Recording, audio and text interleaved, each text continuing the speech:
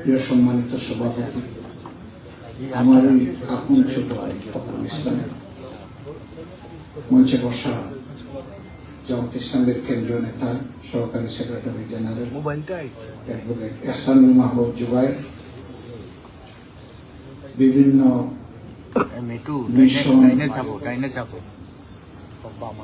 মন্দির, পূজা committee, church এবং মঠের সম্মানিত গুরুত্বপূর্ণ দায়িত্বশীল ব্যক্তিবর্গ, আপনাদের সবার প্রতি ভালোবাসা এবং কৃতজ্ঞতা জানিয়ে আমি দুটি কথা বলতে চাই।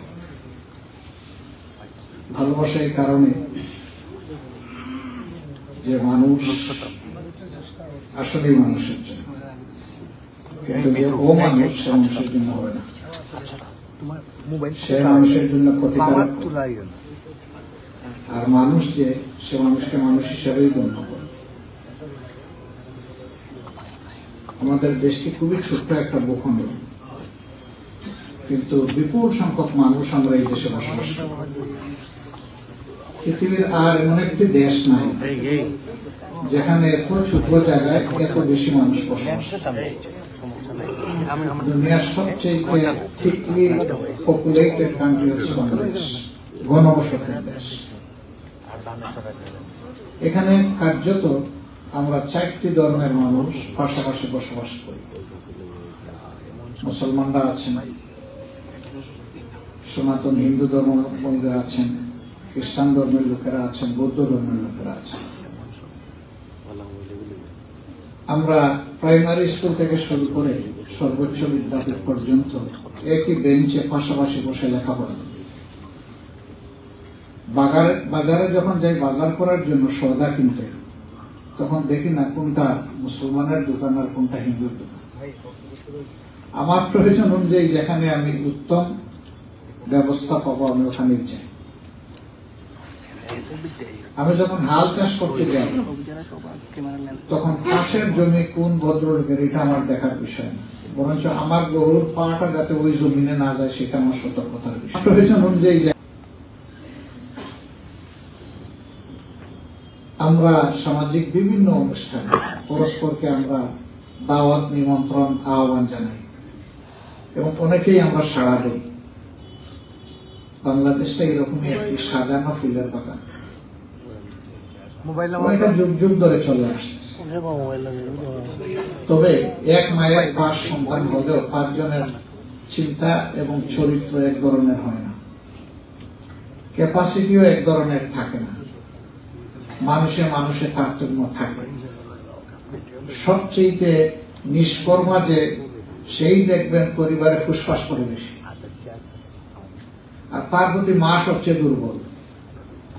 যদি তাকে জিজ্ঞেস করেন যে ডিস্টার্বিং এলিমেন্টস এর ব্যাপারে আপনি এত দুর্বল কেন, বলে যে ওর তো কিছু করার সামর্থ্য নাই, মা হিসাবে আমি তো তাকে ফেলে দিতে পারি না। বাকিরা তো বুঝে আমার সামর্থ্যবান ছেলে। প্রত্যেক সমাজে এরকম কিছু বিচিত্র ধরনের প্রাণী মানুষ থাকে। এটি শুধু বাংলাদেশ, আমরা যদি উপমহাদেশের দিকে তাকাই একই চিত্র, দুনিয়ার দিকে তাকাই একই চিত্র। হয়তো আপনারা মিডিয়ায় দেখেছেন, গতকাল আমি ঢাকায় খ্রিস্টান সম্প্রদায়ের একটি বড় চার্চে তাদের সাথে মিলিত হয়েছে। তো তারা এই ধরনের কিছু কষ্টের কথা তুলে ধরেছিলেন এবং এক পর্যায়ে বলে ফেললেন যে এগুলা যখন হয় তখন আপনাদের দিকে যায়, তখন আমাদের দিকে যায় কেন? আমরা কি এগুলা করি বলে আপনি বিশ্বাস করেন? না, আমি বিশ্বাস করি। আপনি বিশ্বাস না করলে আমাদের দিকে যায় কেন? বলে যে তারপরেও যায়। আমি আচ্ছা বলেন তো, নিউজিল্যান্ডের ক্রাইস্ট চার্চে 180 জন মানুষকে খুন করেছিল একজন খ্রিস্টান ভদ্রলোক। তাই বলে কি আমরা বলবো যে সমস্ত খ্রিস্টানরা খুনি? না, তাকে বলা যায়। দোষ যে করেছে তাকেই আইনের আওতায় এনে তার প্রাপ্য শাস্তি সংজ্ঞা দেওয়া হচ্ছে সমাজের দায়িত্ব। এটা যখন দেওয়া হয় তখন কিন্তু অপরাধের রাস্তা বন্ধ হয়ে যায়। সেদিন নিউজিল্যান্ডের প্রধানমন্ত্রী একজন খ্রিস্টান ধর্মের অনুসারী হওয়া সত্ত্বেও এবং এক পর্যায়ে মুসলমানদেরকে আক্রান্ত এবং মজলুম দেখেছিলেন। এই জন্য তিনি মুসলমানদের পোশাক পরে তাদের ওখানে গিয়ে বলেছেন, আমি মুসলমান, এখন কেউ পারলে আমারে মারুক। আমি তাকে ধন্যবাদ জানাই। তার এই সিম্পেথি, তার এই রাষ্ট্রীয় দায়িত্ব, তার এই মানবিকতা তিনি যেভাবে দেখিয়েছেন, তিনি সমস্ত দুনিয়ার যারা শান্তিপ্রিয় মানুষ সকলের অন্তর তিনি জয় করে নিয়েছেন। আমারও শ্রদ্ধা তার প্রতি এসেছে, কারণ তার কাজটা তাকে শ্রদ্ধা করার মতোই। তো যে খুনি সেও খ্রিস্টান, আর যিনি প্রশান্তি যোগালেন তিনিও খ্রিস্টান। ধর্মটা কিন্তু এখানে দায়ী নয়, ব্যক্তিটা দায়ী। আমাদের দেশে স্বাধীনতার আগে কি হয়েছে আমি খুব ভালো বলতে পারবো না, কারণ তখন আমার বয়স 12 বছরের চেয়ে একটু বেশি। আমি একদম শিশু, আমি বুদ্ধা নই, সমাজকে স্টাডি করার আমার সেই বয়স তখন ছিল না।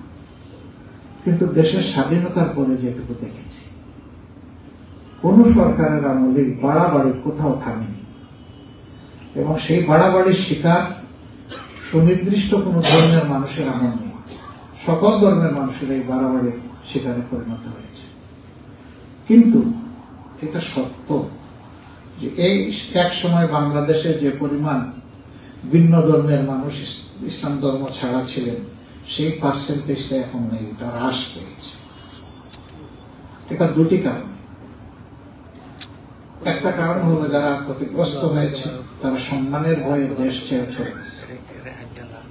আরেকটি কারণ হয়তো বা বার্থ রেটের দিক থেকে তারা একটু পিছনে থাকতে পারে, আমি জানি না, ওটা আমি হিসাব করতে পারি। 2014 সালে যখন আমাদেরকে অনেকগুলো বিষয়ের দায়ী কারণ হলো যারা ক্ষতিগ্রস্ত হয়েছে তারা বক্তব্য দিয়েই যাচ্ছিল, তখন আমি জাতিসংঘের হিউম্যান রাইটস কমিশনকে একটা চিঠি দিয়েছিলাম যে এই বিষয়ে আমরা উদ্বিগ্ন। আমরা চাই জাতিসংঘের আন্ডারে একটা নিউট্রাল ইনকোয়ারি কমিটি হোক। স্বাধীনতার পর থেকে আজ পর্যন্ত যতগুলা ভায়োলেন্স হয়েছে সবগুলা নিউট্রাল এবং ক্রেডিবল ইনকোয়ারি হোক, আমরা সর্বাত্মক সহযোগিতা করব। এবং এখানে যদি আমাদের সাথে সম্পৃক্ত কোনো নেতাকর্মী দায়ী হয়, আইনের হাতে আমরা তুলে দেব। আমি 2 মাস অপেক্ষা করার পরে যখন তার কোনো রেসপন্স পেলাম না, আমি আবার সফট রিমাইন্ডার দিলাম। তারপরে তারা আমাকে রিপ্লাই করলো যে কোন দেশ যদি সরকারের পক্ষ থেকে আনুষ্ঠানিকভাবে আমাদেরকে এই ধরনের কোন রিকোয়েস্ট করে তখন আমার বিষয়টা বিবেচনায় নেই। এর বাইরে আমাদের কনভেনশনের কারণেই আমরা কারো রিকোয়েস্ট নিতে পারি না, তাহলে আমার আর কিছু করার নেই। কারণ ওই সরকারের উপরে তো আমার বিশ্বাস নেই। আমি তো বলবো না যে ওই সরকার ইনকোয়ারি করবে। রাষ্ট্রসংঘের যারা অভিভাবক আমি তাদেরকে বলেছিলাম যে তোমরা করো। এরপরে সরকারকে আমরা বিবৃতি দিয়ে বললাম যে আমরা চাই জাতিসংঘের অধীনে সরকারের আহ্বানে এই দেশে এটা ইনকোয়ারি হোক। সরকার আমাদের কথায় সাড়া দেয়নি। আমি এটা দাবি করছি না যে আমরা ভুলের ঊর্ধ্বে, এটাও আমি দাবি করছি না যে আমরা কোনো অন্যায় করি না, কিন্তু এটা আমি দাবি করতে পারি যে আমরা কোনো ভুল করে থাকলে কেউ আমাদেরকে ধরে দিলে আমরা শুধরাই নেই, এবং যিনি ধরিয়ে দিয়েছেন তার কাছে আমরা কৃতজ্ঞতা প্রকাশ করি। আর কোনো অপরাধ যদি করে থাকি তাহলে আমি নিজেই দাবি করবো যে আমার বিচার হোক, কারণ অপরাধের বিচার সরি বলে হয় না, অপরাধের বিচারের শাস্তি পেতে হয়। উপযুক্ত সাক্ষী প্রমাণের ভিত্তিতে শাস্তি হবে না। আর যদি প্রমাণ করা না যায় যে তিনি অপরাধ করেননি, তাহলে তার শাস্তি হবে না, তিনি খালাস হবেন। মঈন ফখর সাহেবের কেয়ারটেকার সরকারের সময় হঠাৎ এক বুদ্ধিজীবী হুঙ্কার দিয়ে উঠলেন যে বাংলাদেশ জামাতে ইসলামীর নেতাকর্মীদের দখলে মাইনরিটি সম্প্রদায়ের 30,000 একর জমি অবৈধভাবে তারা দখল করেছে। সেদিনকার সরকার সারা দেশে সব জায়গায় সার্কুলার পাঠিয়ে বলে দিল তন্ন তন্ন করে 1 মাসের মধ্যে রিপোর্ট দাও। সব জায়গা থেকে রিপোর্ট গিয়েছে, তারা এরকম কিছু খুঁজে পায়। এইরকম আমাদের বিরুদ্ধে মাঝে মধ্যেই অভিযোগ বোমা নিক্ষেপ করা হয়, বোমা ফুটানো হয় অভিযোগ। আপনাদের সাথেই তো আমরা বড় হয়েছি, একসাথে আমরা বসবাস করি। এখানে দরকার নাই কারো মুখের দিকে তাকাই হয়তো সংকোচ বোধ করবেন। আমি খুবই ইজিলি অ্যাপ্রোচেবল এবং রিচেবল। আমার মোবাইলে কোনো ফিল্টার নাই, শুধু মানুষটাকে চিনলেই আমার হলো। ফোন ধরি, বলছে না মানুষের ফোন ধরা নিরাপদ নয়, তাই ধরি না। একদম খোলা মনে কথা বলবেন। আমাদের কারো দ্বারা যদি এরকম কোনো অপরাধ হয়ে থাকে যেখানে আপনাদের সম্পদের, ইজ্জতের, জীবনের ক্ষতি হয়েছে, আমি আপনাদেরকে কথা দিচ্ছি আপনারা বিচার পাবেন এবং আমার হাত দিয়ে পাবেন ইনশাআল্লাহ, আমি যদি জীবিত হই।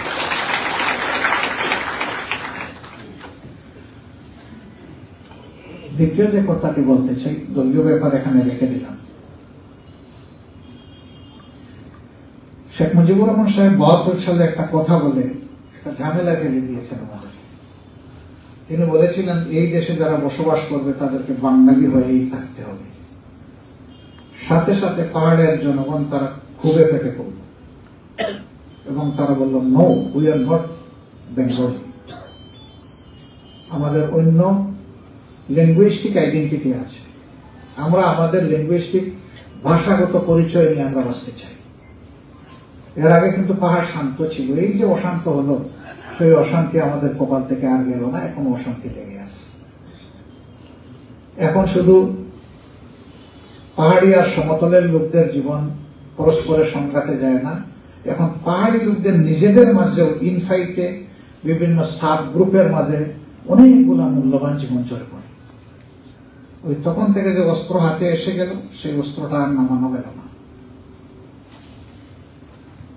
ছোট্ট একটা দেশ, আমরা কি পারতাম না একটা ভালোবাসার বিছানা পেতে দিতে, যে বিছানায় সবাই বসবো? ধর্ম তো কোনো চাপিয়ে দেওয়ার বিষয় নয়, এটা মানুষের তার ব্যক্তিগত সিদ্ধান্তের ব্যাপার, কে কোন ধর্ম অনুসরণ করবে। যারা চাপাচাপি করে তারা ধর্মের সেন্টিমেন্ট বুঝে না, এটা যে ধর্মের লোকই হোক। এটা বিভিন্ন দেশে ঘটে, বিভিন্ন ধর্মের পক্ষ থেকে ঘটে। এই সবগুলাকে আমরা নিন্দা করি, চাপাচাপির কোনো জায়গা নেই। আমরা মানুষকে মানুষ হিসাবে দেখবো। যেখানে প্রথম বোধহয় যিনি বক্তব্য রেখেছেন তিনি সেই কথাটা বলেছিলেন যে আমরা আত্রাপ নয় আশ্রাপ হিসাবে সবাইকে দেখবো, সভ্য, ভদ্র, শ্রেষ্ঠ হিসাবে দেখবো, নিকৃষ্ট হিসাবে কাউকে দেখবো। আমি ছোট্ট একটা জীবনের গল্প বলা লোভ সামলাইতে পারি না, মাঝে মাঝে বলি। এটা ছিল 2015 সাল। আমি বরিশাল থেকে ট্যুর করে লঞ্চে এসেছি ঢাকায়। রাতে লঞ্চে চেপে ঢাকায় এসে নেমেছি সকালবেলা। সামার সিজন ছিল, খুব চোখ রাঙানো রোদ ছিল।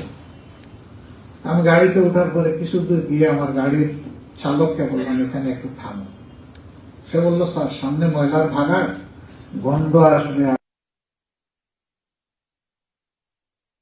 আমি কি আর একটু সামনে গিয়ে থাকবো? আমি বললাম, না, এখানেই থাকবো।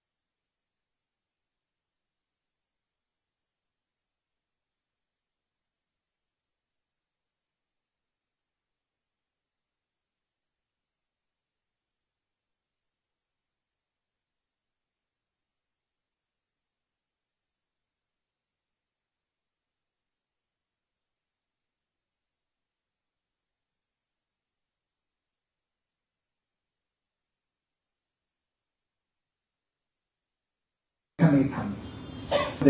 হ্যাঁ তোমাকে জবাব দিস না, কোনো অসুবিধা নেই, আমি আবার সালাম দিচ্ছি, আসসালামু আলাইকুম। তখন তারা 4 জন একসাথে খুব জোরে জবাব দিল। জবাব দিয়ে জিজ্ঞেস করলো যে আপনি কেন এসেছেন, কি চান, আপনি কে? বললাম আমি তোমাদের ভাই। কি ধরনের ভাই হল? একেবারে তোমাদের খাঁটি এবং জাতি ভাই। স্যার মস্কারা করতে আসে, বুঝবে তাহলে কেন? বললাম যে তোমরা যে সমাজের হাত ধোও, একটা দিন অন্তত তোমাদের হাতটা ধোয়ানোর সুযোগ নেই। বললেন স্যার বুঝতেছি আপনি সিনেমা করার জন্য আসছেন, সিনেমা শুটিং করতেছে। আমি বললাম মোটেই না। আসলে কি চান আপনি?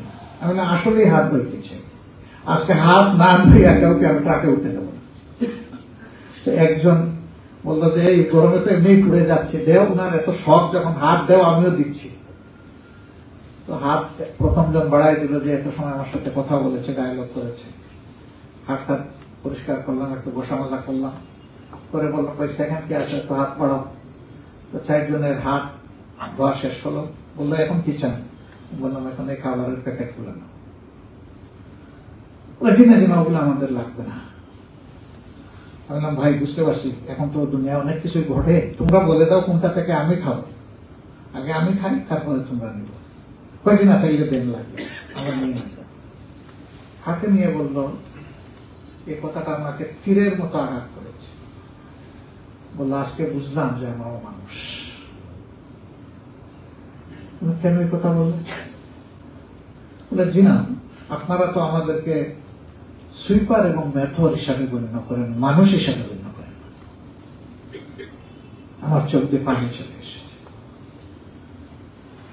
বললো যে আমাদের থেকে আপনারা নিরাপদ দূরত্বে হাঁটেন, আমাদের গায়ের গন্ধ যদি আপনাদের লেগে যায়। আমি বললাম যে আমার মতো মানুষ যারা এই আচরণ করে তারা হলো ছোট লোক, আর তোমরাই হলো বিএপি। স্যার এই আর একটা কথা বললে না, আমরা বিএপি আর আপনি ছোট, আসলেই ছোট।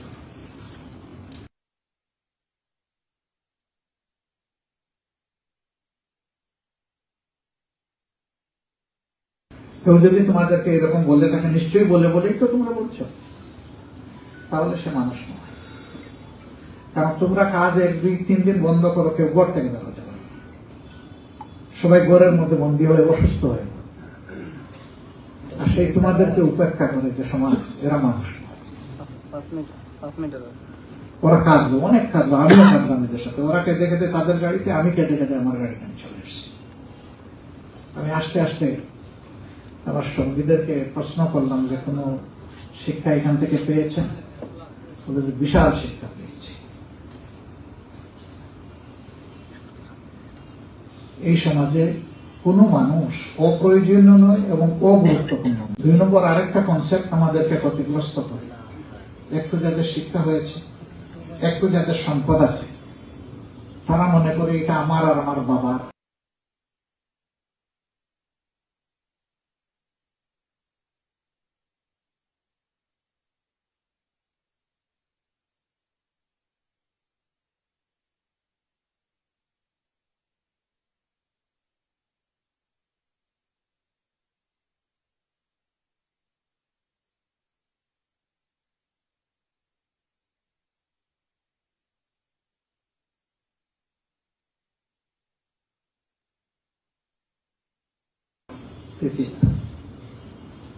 আমার বাবার পয়সায় আমি লেখাপড়া করে মানুষ হয়েছি, চোখ মুখ ফুটেছে, আমার যোগ্যতার বলে আমি এগুলো আর্ন করেছি। এদেশের মানুষের এই ব্যাপারে কোনো কন্ট্রিবিউশন নাই, তাদের কোনো ভূমিকা নেই।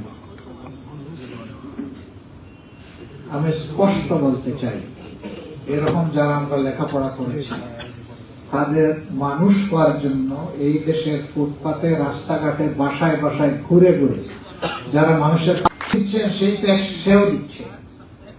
ওই ভিতরের ট্যাক্স ট্রেজারিতে আলাদা করে রাখা হয় না, সমস্ত ট্রেজারির সাথে একাকার মিশে যায়। আপনি আমি যে প্রাইমারি স্কুলে পড়েছি তার প্রত্যেকটা ইট, বালু, নুড়ি, সিমেন্ট, পানি,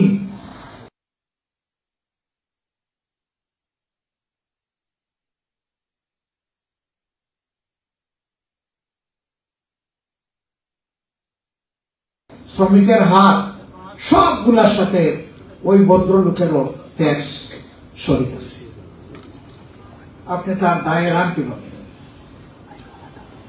আপনি চিকিৎসক, আপনি প্রকৌশলী, আপনি আইনজীবী, আপনি ব্যবসায়ী, আপনি পেশাজীবী, আপনি সিভিল সার্ভেন্ট, আপনি পুলিশ ব্যুরোক্রেসিতে আছেন, মিলিটারি ব্যুরোক্রেসিতে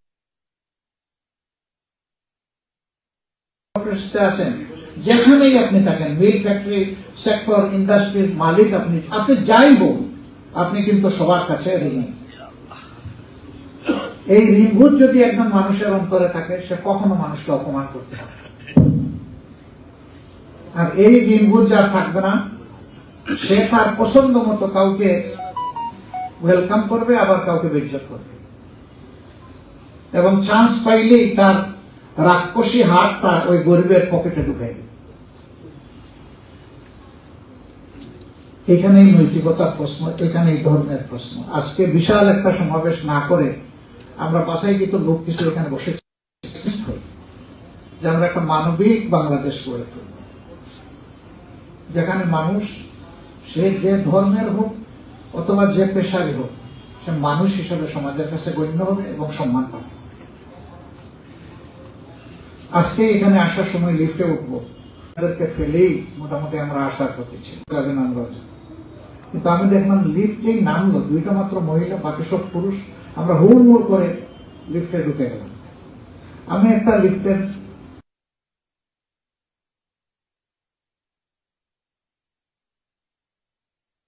সামনে দাঁড়িয়েছিলাম, ওই লিফটটাও তখন নামলো।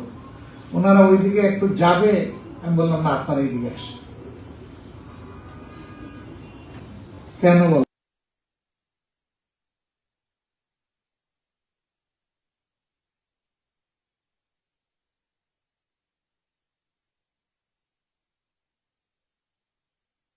দুইটা মেয়ে লোককে, because they are nation of mother.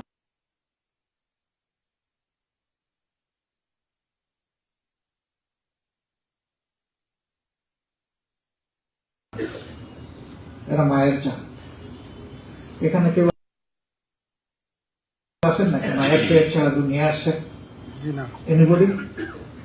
দুনিয়া দুইজন শুধু মায়ের পাট ছাড়া মানুষ হিসাবে দুনিয়া আসছে। একজন আমাদের সকল ধর্মের আদি পিতা হযরতে আদম আলাইহিস সালাম, আরেকজন তার স্ত্রী হযরতে হাওয়া আলাইহিস সালাম। এই দুইজনকে আল্লাহ তাআলা স্পেশাল মেকানিজমে পয়দা করেছেন, বাকি সবাইকে ন্যাচারাল মেকানিজমে দুনিয়া পাঠিয়েছে, এবং সবাই মায়ের পেট দিয়ে আসছে। শুধু ধর্মে কেন, আমরা লিঙ্গেও তো বৈষম্য। ওই একটাই জায়গা যে আমাদের মধ্যে যদি মানবিক অনুভূতি থাকে, একটা ডে অফ ফাইনাল জাজমেন্ট, এইটা বিশ্বাস করে না এমন কোন ধর্ম নেই। সকল ধর্ম বিশ্বাস করে যে একটা শেষ বিচারের জায়গা আছে, এবং ওখানেই সবাইকে তার কৃতকর্মের ফসল যেটা সেটা সে খাবে, ফল ভোগ করতেই হবে। No way to escape. ওখানে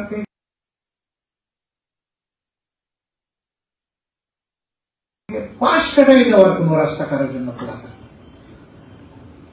যদি তিনি মানুষ হন। দুইটা জাতির জন্য শাস্তি নির্ধারিত, একটা মানুষ আর একটা জিন জাতি। এই দুই জাতিকে আল্লাহ বিবেকের, বিচক্ষণতার নিয়ামত দান করেছেন, আর কাউকে দেন, অন্য কোনো প্রাণীর নাই। এই জন্যই আমাদের চাইতে অনেক শক্তিশালী প্রাণীকে আমার অধীন করে দিয়েছেন আল্লাহ তাআলা, বাঘ, ভালুক, সিংহ। আর মানুষের কাছে আল্লাহ একটাই চেয়েছেন, তোরা মানুষ হয়। স্বাধীনতার পরে একটা ছবি, তখন ছবি টবি দেখতাম, আমি ইসলামের কোন সংগঠন করতাম না। একটা ছবির নাম ছিল আবার তোরা মানুষ। কোন প্রেক্ষাপটে সেটা হয়েছিল তখনকার যারা তারা জানেন, আমি আর ওইদিকে যাচ্ছি না। আমরা অমানুষ হয়ে পড়েছিলাম, এই জন্য এই ছবি বানাতে হয়েছে নির্মাতাকে যে আবার তোরা মানুষ। আমাদেরকে মানুষ হতে, আমরা যদি মানুষ হয়ে যাই তাহলে সমাজটা মানবিক হবে। আমরা এরকম একটা বাংলাদেশ গড়ার স্বপ্ন দেখি। আমরা একটা বাংলাদেশ এমন দেখতে চাই যে একজন নেতা নির্বাচিত হওয়ার আগে তার যে সম্পদ ছিল, নির্বাচিত হওয়ার পরে তার সম্পদ কমবে, বাড়বে না। কারণ তিনি জনসভা করতে গিয়ে শুধু সরকারি টাকায় পারবেন না, তার নিজের টাকাও তাকে খরচ করতে, এবং সরকারি দায়িত্বে নিয়োগ পাওয়ার পর থেকে তিনি আর নিজের দিকে খেয়াল দিতে পারবেন না। তখন জনগণের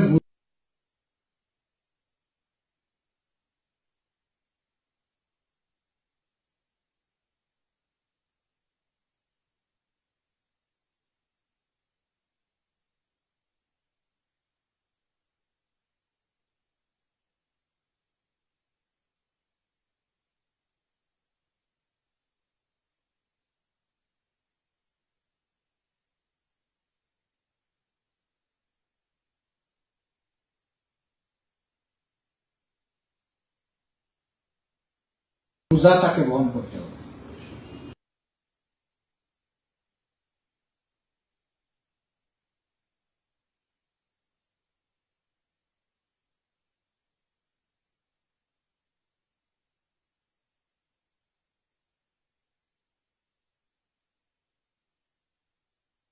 এমপি প্রথমবার এমপি হওয়ার আগে কারো সম্পদ ধরেন 1 কোটি ছিল, 5 বছর পরে দ্বিতীয়বার তিনি তার স্টেটমেন্ট জমা দিচ্ছেন সম্পদের, সেখানে তিনি বলতেছেন এখন তিনি 26 কোটি টাকার মালিক।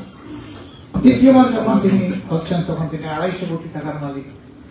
এই নির্বাচিত হইলেই ব্যবসায় লাভ করা যায়, আর বাকি মানুষের কোন লাভ হয়? মারাত্মক লাভজনক ব্যবসায়িতা, রাজনীতি। পঙ্গু হয়েছে, লক্ষ লক্ষ মামলা আমাদের বিরুদ্ধে, হাজার হাজার মামলা হয়েছে, লক্ষ লক্ষ লোক আমরা জেনে গিয়েছি। আমাদের সবগুলো অফিস, শুধু সিলেটের অফিসটা ছাড়া সারা বাংলাদেশের কেন্দ্রীয় অফিসটা, সমস্ত অফিস 13.5 বছর এক থাকে সিলগালা ছিল। আমরা 1 সেকেন্ডের জন্য অফিসে ঢুকতে পারি, আমি আমার কেন্দ্রীয় অফিসে ঢুকতে পারি। আমাদের দলকে নির্বাচন কমিশন থেকে অনিবন্ধিত করা হয়েছে, নিবন্ধন কেড়ে নেওয়া হয়েছে। শেষ মুহূর্তে এসে সরকার আমাদেরকে নিষিদ্ধ ঘোষণা করেছে।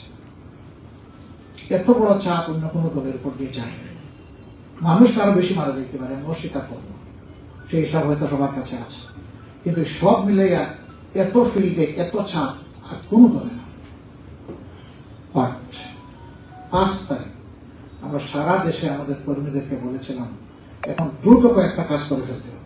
নাম্বার 1, সমস্ত মানুষ যাতে নিরাপদ থাকে, রাস্তায় রাস্তায় নেমে যাও, ঘরে ঘরে যাও, বিভিন্ন সম্প্রদায়ের লোকদের সাথে বসো, তাদেরকে সাহস দিত, বলো যে আমরা আছি, পাশে আছি, কোন দুষ্কৃতিকারীকে আমরা প্রশ্রয় দেব না, কালো হাত বাড়াতে দেব না। আমরা আমাদের ভলান্টিয়ারদেরকে বলেছি সব ধর্মের প্রতিষ্ঠানগুলা মসজিদ সহ পাহারা দেয়, কোন জায়গায় কি হয় বলা যায় না। দিন রাত খেয়ে না খেয়ে, বৃষ্টিতে ভিজে, রোদে শুকিয়ে 15 দিন একটানা আমাদের যারা স্বেচ্ছাসেবক ছিল তারা বিভিন্ন জায়গায় পাহারা দিয়েছে। এরপরে আমরা বিভিন্ন সম্প্রদায়ের লোকদের সাথে আবার বসেছি, প্রথমে 1 দফা বসেছি, বসে আশ্বস্ত করেছি, এরপরে আবার বসেছি যে আপনারা কি ফিল করেন এখন তো সরকার মোটামুটি দায়িত্ব নিয়েছে, পুলিশ স্টেশনে যাওয়া শুরু করেছে, এই অবস্থায় কি আমাদের এইরকম থাকাটা সুন্দর দেখাবে, নাকি আমরা আপাতত এই জায়গাটা ছেড়ে আমাদের যার যার জায়গায় চলে যাব? হ্যাঁ, যদি দরকার হয় আবার আমরা নেমে যাবো, একবার যখন নামতে পারছি আরেকবার নামবো, কোনো সমস্যা নেই। সবাই আমাদেরকে বলছে যে আমাদের দেখে শুনে মনে হচ্ছে এখন আর দরকার নেই, আমরা আপনাদেরকে ধন্যবাদ জানাই। আমরা সেই ধন্যবাদ, সেই সম্মানটুকু নিয়ে আমরা ফিরে এসেছি। তার আগে সরকারকে আমরা বলেছি এতদিন আমরা এটা করেছি, এখন আর করবো কিনা। তারা বলেছে আপাতত আমরা করি, দরকার হলে আপনাদের সহযোগিতা নেই। দুর্গাপূজার সময় আমরা আমাদের সারা দেশে বলে দিয়েছিলাম যে যদি আমাদের কোনো সহযোগিতা ওনারা চান তাহলে সর্বাত্মক সহযোগিতা, ওনাদের সাথে আমরা পূজা করবো না, ওনাদের পূজা ওনারা করবে, কিন্তু ওনাদের পূজায় যাতে কোনো ব্যাঘাত কেউ সৃষ্টি না করতে পারে সেই ব্যাপারে সহযোগিতা। আমি আশা করি দেশের কোন জায়গা থেকে কমপ্লেন পাইনি যে আপনাদের সহযোগিতা চেয়ে আমরা পাইনি। হয়তো আপনারা সহযোগিতা চাওয়ারও দরকার মনে করেন নাই, সেটাও, কিন্তু যারা চেয়েছেন আমরা তাদেরকে চেয়েছি সহযোগিতা। এখন অনেকে চাঁদাবাজি করে, আমাদেরও তো 2টা হাত আছে, আমরা পারতাম না কিছু চাঁদাবাজি করতে? ফুটপাত দখল থেকে শুরু করে বিভিন্ন জায়গায় দখলদারি হয়, আমরা কি কিছু দখল নিতে পারতাম না?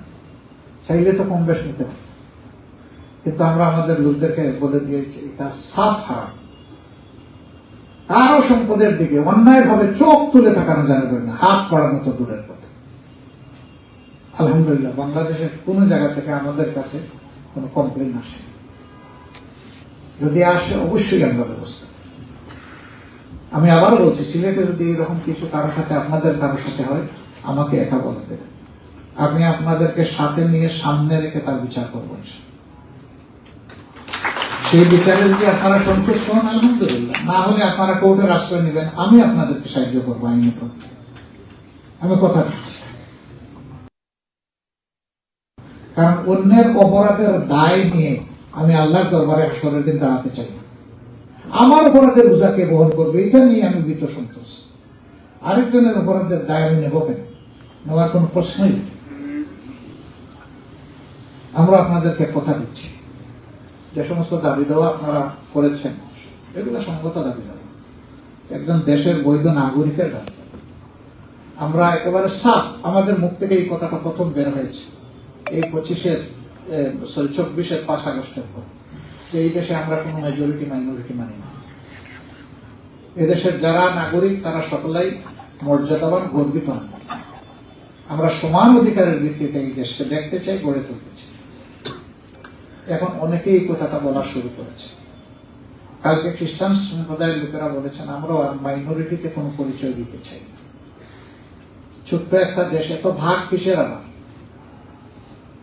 জাতীয় স্বার্থের জায়গায় আমরা সবাই এক। কারণ দেশ বাঁচলে আমিও বাঁচবো, আমরা সবাই বাঁচবো। দেশ না বাঁচলে আমিও বাঁচবো না, কেউ বাঁচবো।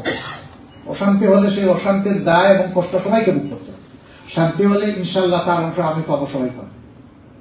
আমরা একটা শান্তিপূর্ণ, সমৃদ্ধির, মানবিক বাংলাদেশ করতে চাই। আমরা এত কঠিন অবস্থায় যেহেতু ধৈর্য ধরতে পেরেছি, আমাদের উপরে আপনারা আস্থা রাখেন যে জাতির কোন দায়িত্ব যদি আমাদের হাতে আসে, আল্লাহ ভালো জানে, আমরা এটা জানি না, যদি আসে তাহলে আমরা এই দায়িত্বকে দেশের মালিকানা হিসাবে গণ্য করব না, বরঞ্চ আমরা পাহারাদারের দায়িত্ব পালন। আমি এবং আমার সহকর্মীদের সম্পদ বাড়বে না, কমবে। মানুষের সেবা করতে গেলে সম্পদ নিজে কাউ খরচ করতে হবে, পকেটে হাত দিয়ে। একমাত্র সংগঠন কোন জায়গার বস্তা বস্তা টাকায় চলে না। আমাদের সংগঠনটা আমাদের সাথে সম্পৃক্ত, আমাদের সকল সহকর্মীরা প্রতি মাসে নিয়মিত একটা পরিমাণ দিয়ে সংগঠন কার্যক্রম চালায়। এই কার্যক্রমের একটা অংশ হচ্ছে আমাদের মানবিক কার্যক্রম, সামাজিক কার্যক্রম। দেখবেন যেখানেই বড় কোনো দুর্ঘটনা ঘটেছে সবার আগে আমাদেরকে পাবে না। কোন ধর্মের মানসিক আমরা দেখি না। একটা ঘটনা শুধু আপনাদেরকে উদাহরণ দিব। পঞ্চগড়ে একটা নৌকাডুবি হয়েছিল আপনাদের জ্ঞাতির লোকদের। সেখানে 83 জন মানুষ নৌকাডুবিতে মারা গেছে। আমি সেই এলাকার আমাদের যারা রেসপন্সিবল পার্সন তাদেরকে ফোন দিয়ে বললাম, ফেসবুকে দেখতেছি, অনেক সময় ফেসবুকের সবকিছুতে আস্থা রাখা যায়, এরকম কিছু ঘটছে কিনা। ওরা বললো যে আমরাই তো জানি। এখন খোঁজ নেন, খোঁজ নিয়ে আমাকে জানান। 1 ঘন্টা পরে তারা বললো যে ঘটনা সঠিক। আমি ওই অঞ্চলে কেন্দ্র থেকে যিনি দেখাশোনা করেন তাকে বললাম যে এরকম একটা ঘটনা আপনি জানেন কি? না, আমি জানি না। আমি বললাম যে আমি জেনেছি এটা সঠিক, সেখানে আমাদের যাওয়া প্রয়োজন কিনা। তিনি বললেন যে আমি কেবল আজকে আসলাম, তো 2 দিন পরে গেলে হয় কিনা, কোনো অসুবিধা নেই। আমি আমার পিএসকে বললাম যে 2টা টিকিট করো আগামীকালকে। আমি সৈয়দপুর হয়ে পঞ্চগড় যাবো। ওনাকে রাতের বেলা বললাম যে আপনি ক্লান্ত হয়ে এসেছেন,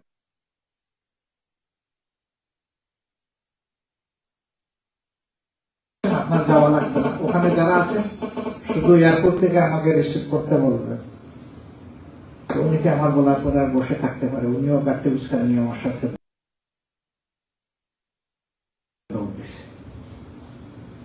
আমরা গিয়েছি, গিয়ে তাদেরকে স্বর্গে পাঠাইতে পারি নাই পরিবারগুলাকে, কিন্তু গিয়ে বলেছি যে আমরা আপনাদের ভাই, আপনাদের এই বিপদে আমরা আছি, আপনাদের পাশে আছি।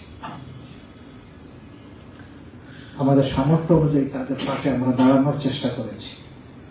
এটাতে তাদের ওই ক্ষতি পোষাবে না, কিন্তু ভিতরের মধ্যে একটা আস্থা তৈরি হবে যে এই সমাজে কিছু মানুষ অন্তত এখনো বেঁচে আছে যে মানুষকে নিয়ে চিন্তা করে, মানুষের সুখ আমরা দেখেছি তার মানুষ।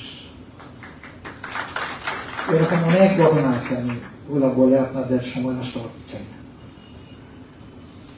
এর অর্থ কি? এর অর্থ হচ্ছে যে আমরা সরকারের বাইরে থাকলেও, আমরা নির্যাতিত হলেও আমরা আমাদের মানবিক অনুভূতিটা আমরা বিসর্জন দিইনি।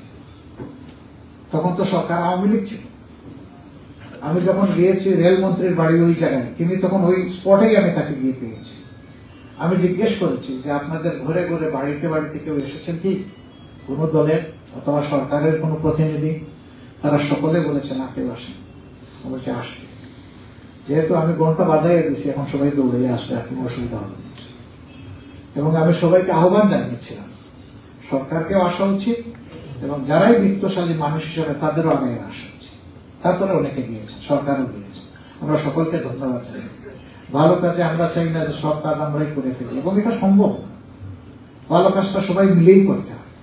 এখানে হীনমন্যতার কোনো জায়গা নেই যে ক্রেডিট শুধু আমার হোক আর কারো কথা নেই। এখানে ক্রেডিটের ব্যাপার না, এটা মানবিকতার ব্যাপার। আমরা যদি সেই রকম একটা স্বপ্নের বাংলাদেশ গড়তে চাই, আমরা কি পারবো? কি মনে করেন আপনারা? আমরা সবগুলো হাত একত্রিত করে পারবো না? আমরা হাতগুলাকে এরকম করতে পারি না যে এক মোহনায় আমাদের হাত, জাতীয় স্বার্থে আমাদের হাত একটা থেকে আরেকটা কখনো বিচ্ছিন্ন হবে না। আমার অন্তরে আমার ধর্ম থাকবে, আমার দল থাকবে, সব থাকবে, কিন্তু সবকিছুর পর মানবতা এবং আমার জাতি থাকবে। এটা যদি আমরা সার্ট করতে পারি, তাহলে একটা স্বপ্নের প্রত্যাশা, শান্তির মানবিক বাংলাদেশ গড়া যাবে ইনশাআল্লাহ। আমি আপনাদের কাছে আবার কৃতজ্ঞতা জানাই। আপনারা সকলেই ভ্যালুড পার্সন, গুরুত্বপূর্ণ ব্যক্তিবর্গ। আপনারা আপনাদের গুরুত্বপূর্ণ